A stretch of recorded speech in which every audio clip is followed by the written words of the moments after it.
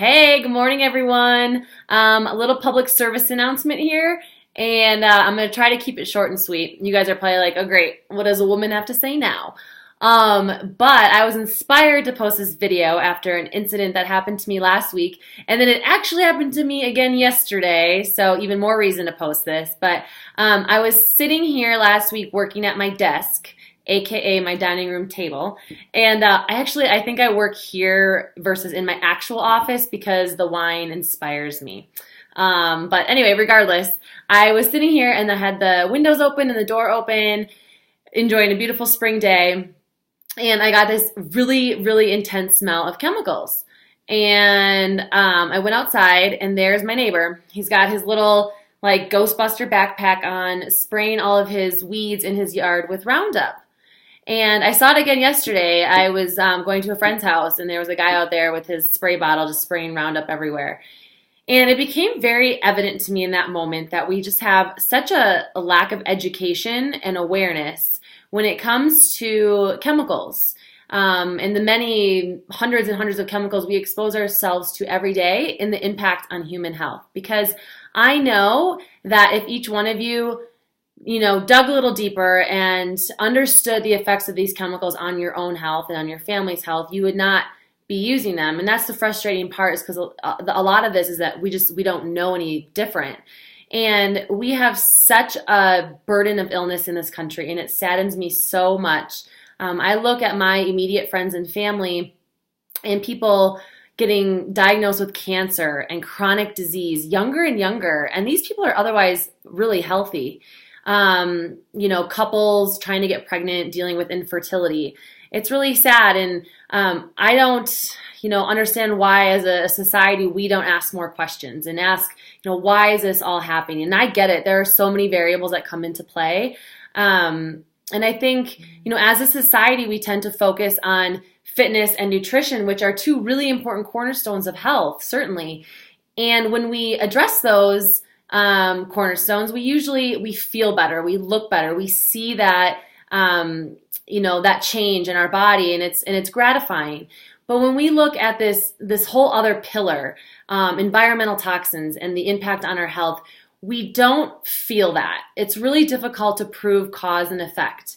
And as we're exposed to these chemicals day after day, year after year, decade after decade, we start to build this toxic burden in our bodies, and typically it will manifest later, as cancer, as chronic disease, severe allergies, hormone disruption, but it's not something that we can necessarily see and feel, so it's really easy to turn a cheek to. As consumers, we think that we can go into a store and we can buy a product that is safe. I mean, we should be able to do that, right? And that is certainly not the case at all. We have a very unregulated industry when it comes to the chemicals that are used in these products. And today, companies are allowed to use ingredients that have mounds of evidence linking them to chronic disease, cancer, infertility, reproduction toxicity, etc. And as consumers, they don't have to disclose those ingredients to us. They don't really have to tell us anything. The same ingredient that's in your Chanel number 5 could also be in your toilet bowl cleaner, and companies don't necessarily want us to know that. The word fragrance can have upwards of 300 chemicals behind that word, but because it's proprietary, they don't have to disclose those ingredients to us. So we've actually, as a country, have introduced 85,000 chemicals into commerce since World War II. And we continue to introduce 1,000 new chemicals each and every year. Some of those chemicals are perfectly fine and safe. Water is a chemical. But of those, only 10% actually have safety data, which might shock some of you. When we look at other countries, like Europe, for example, they've banned over 1,400 chemicals. In the United States, we've only banned 11 to date. And the last time we actually passed a federal law regulating the industry was 1938. And that law is extremely flawed, and there are many loopholes in it. So right now, there is a bipartisan bill that is being introduced. We're trying to get support of it. We actually had 100 beauty counter consultants in DC a couple weeks ago meeting with members of Senate to get support of this bill. And essentially what this bill, and we don't even know if it'll get a hearing, but it would look at 5 ingredients per year for safety. So in 280 years, we'll actually catch up to Europe. But the I guess better part of the bill is that it would actually give the FDA authority to recall products that are deemed unsafe, because right now the FDA has no authority over that. So that is one positive thing to the bill. In the meantime, because we're not going to see this change overnight, and I might remind you too that smoking used to be okay on airplanes, and we used to think that asbestos was okay and arsenic was okay, or eating, like my friend the other day said, eating Velveeta cheese, we used to think that was okay. But I'm confident that we'll be able to look back someday and think, well, why were we exposing ourselves to those things, those known carcinogens? I mean, formaldehyde in kids' products, lead in lipstick, it's absurd. But until that day comes, there's a couple things that you can do to become, one, just more educated. Become an empowered consumer and do your own homework. There's one tool that I have found very helpful, and it's by the Environmental Working Group. It's called, it used to be called Skin Deep. It's now called Healthy Living.